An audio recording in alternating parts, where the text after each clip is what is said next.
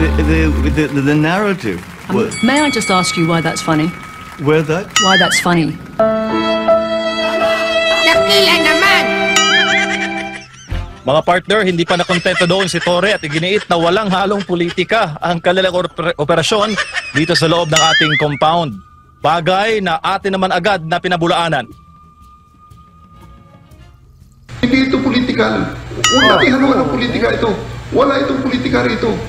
Ito ay patas na pag-i-implement ng warrant of arrest. Gaya na napakaraming tao ngayon sa loob ng mga pulungan dito sa Davao City at sa iba pang parte ng bansa. Tanga! Dakila naman! As to his other declaration na walang halong politika ito, kanyang opinion yon. Na ang amin naman is parang meron talaga. No? Kasi hindi ko maintindihan bakit itong great obsession na nangyayari ngayon na you would spend so much. Ilang tao pa kakainin mo dito araw-araw? 3,000, 4,000 sila, no? Spend so much, yung balik-balik ko na, yung mga terorista nga na marami nang napatay, convicted na. Ang PNP wala nang ginawang mga wala nang ginawang hakbang para madakip ito sila. Doon sa West Philippine Sea, no? Doon ang problema talaga, hindi naman tayo nag-assemble ng ganito karami ng mga pulis para at least yung specific areas na kiniklaim natin ay hindi ma-claim ng iba, no? So, yun duda namin. The narrative. May I just ask you why that's funny? Where that? Why that's funny? Dakila naman! Organization. Yes, Your Honor. And considering, Madam Chair, that it is a religious sect,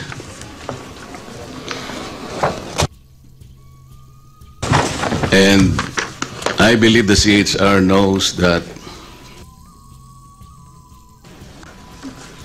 several thousands of PNP members trooped to their compound and stayed there for several days already, and I think up to today they're still there.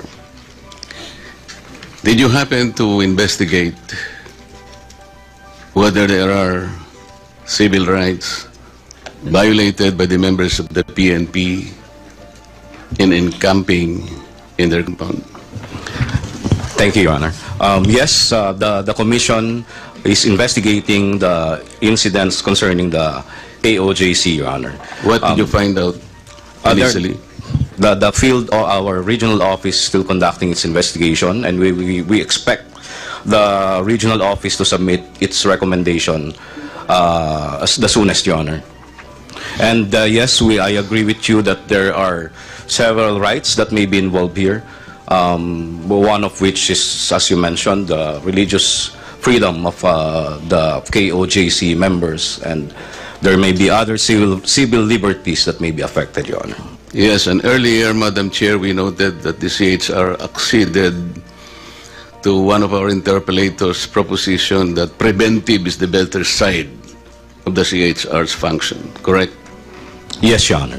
And before everything else happened, like what you said, that there might have been several acts already done in violation of their civil and political rights, did you not bother to at least post some of your members or anybody there even before the events unfolded so that we could have prevented most of it, if not all?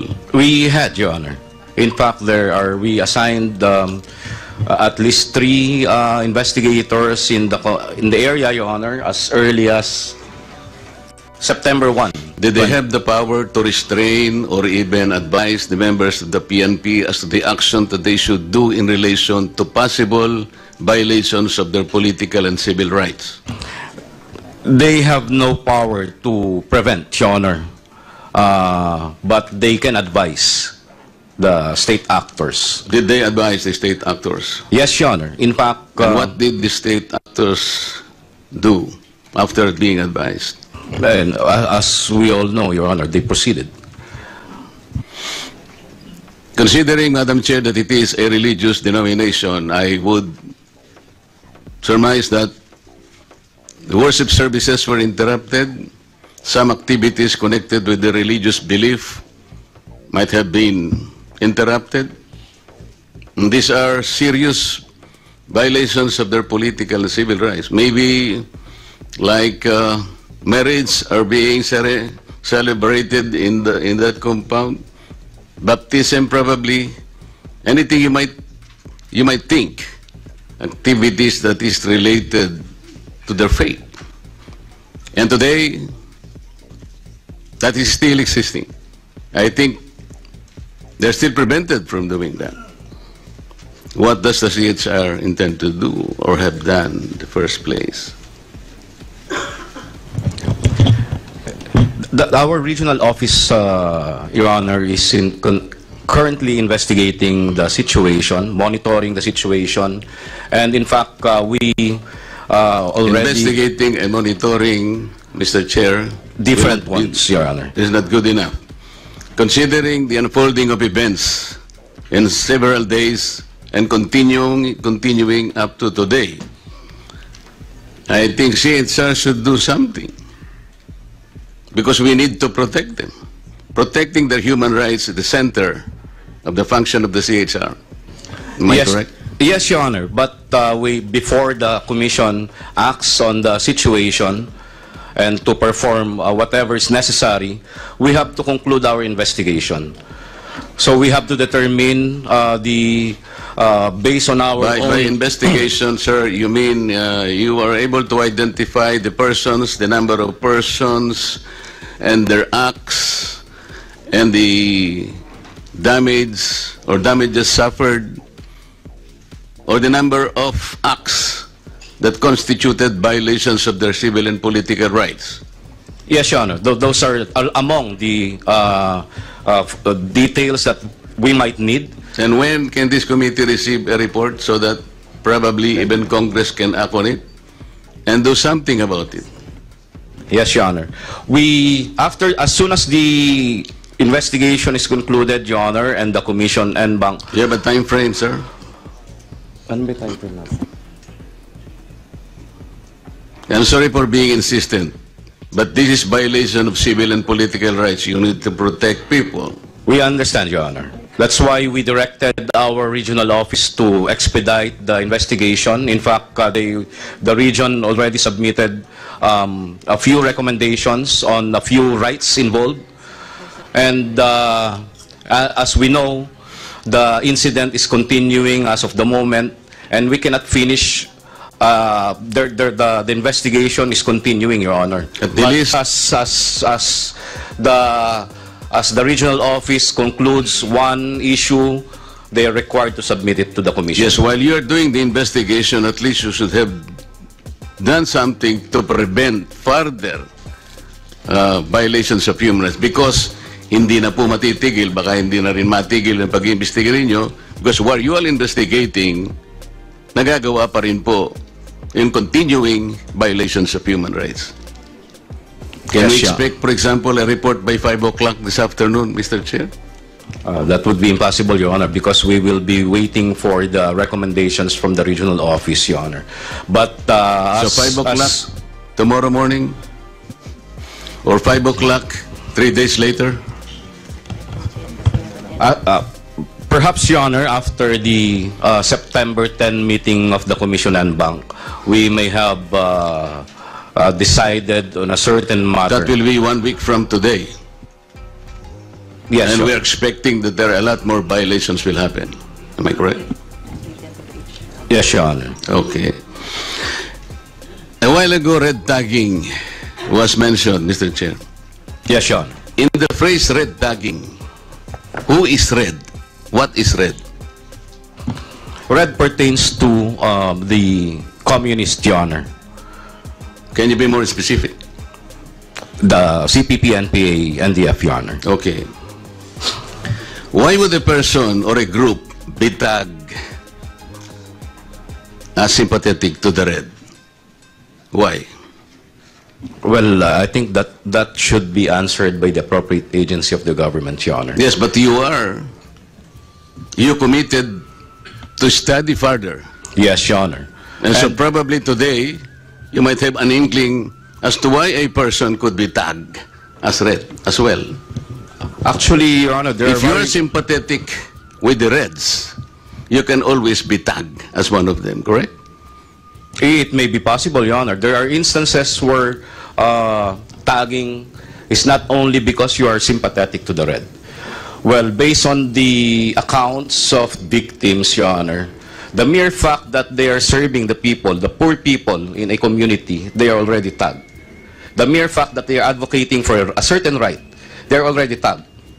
So it depends on the, it's not up to the commission to answer the question, Your Honor. It's up to government agencies involved in the I'm tagging, raising Your this Honor. point, sir, because they can use a defense that we are only trying to help people. Like trying to protect their rights also, your human rights.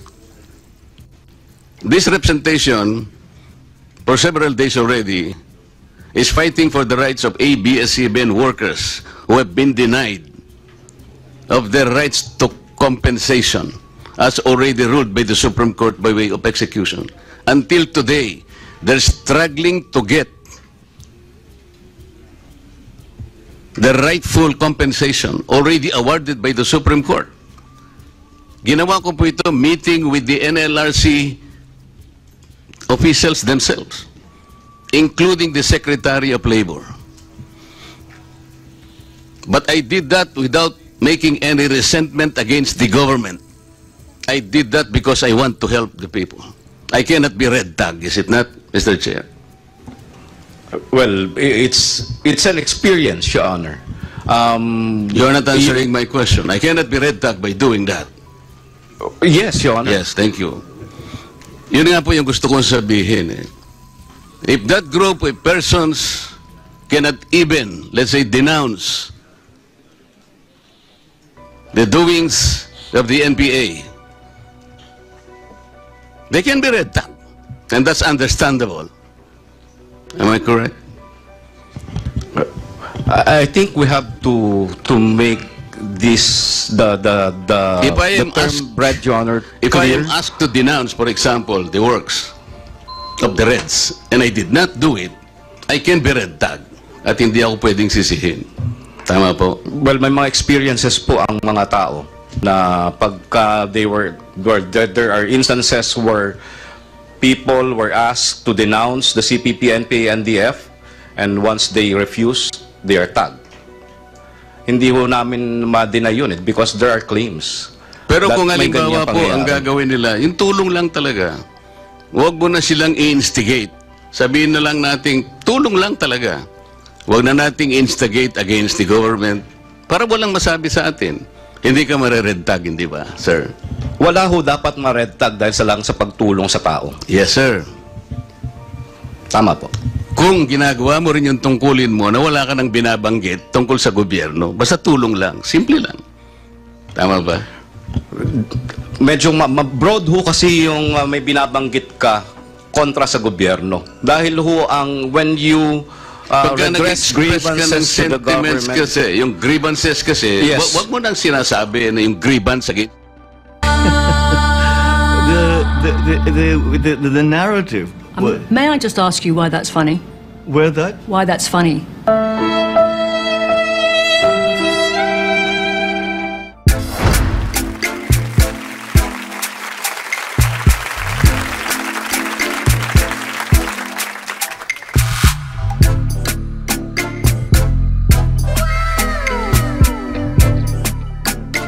The next performance will start momentarily.